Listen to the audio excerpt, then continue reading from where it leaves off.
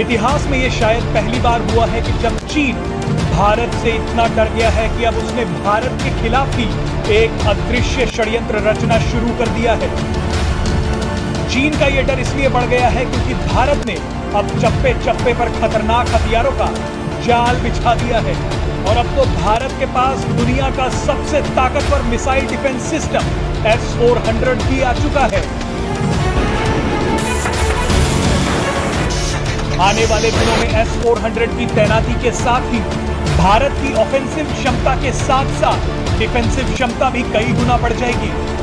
भारत की बढ़ती ताकत को देखकर चीन में खलबली मची हुई है। अब एक ऐसी खबर सामने आई है जिसने चीन के डर को दुनिया के सामने लाकर रख दिया है। दरअसल चीन अब भारत के अत्याधुनिक हथियारों की जानकारी जुटाने के लिए साइबर अटैक करा रहा है। इस वीडियो में आपको बताएंगे कि भारत की रक्षा तैयारियों की जानकारी हासिल करने के लिए चीन के हैकर्स किस तरह से भारत के डिफेंस सेक्टर पर साइबर अटैक कर रहे हैं। आपको बता दें कि रूस ने भारत को दुनिया के सबसे ताकतवर मिसाइल डिफेंस सिस्टम यानी S-400 की डिलीवरी शुरू कर दी है। चीन अपने हैकर्स के जरिए यह पता लगाने की कोशिश कर रहा है कि LAC के पास भारत S-400 जैसे पावरफुल एयर डिफेंस सिस्टम को कहां तैनात करेगा।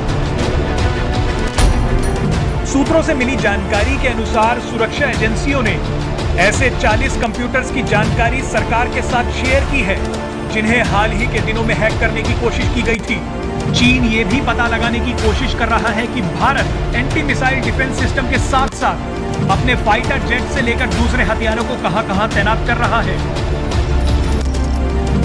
चीन के साइबर हैकर्स भारत के डिफेंस सेक्टर के साथ साथ देश के दूसरे क्रिटिकल सेक्टर्स जैसे बैंक, सेंट्रल पैरामिलिट्री फोर्सेस और पुलिस डिपार्टमेंट के कंप्यूटर्स को भी हैक करने की कोशिश कर रहा है।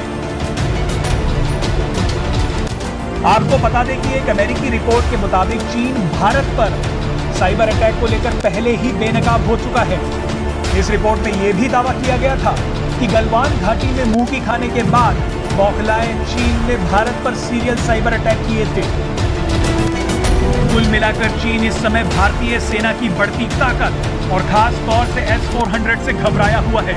आपको बता दें कि भारत ने लद्दाख से लेकर अरुणाचल तक अपनी ताकत को दुगना कर दिया है और अपने सबसे खतरनाक हथियारों को चीन से लगती हुई सीमा पर तैनात कर दिया है।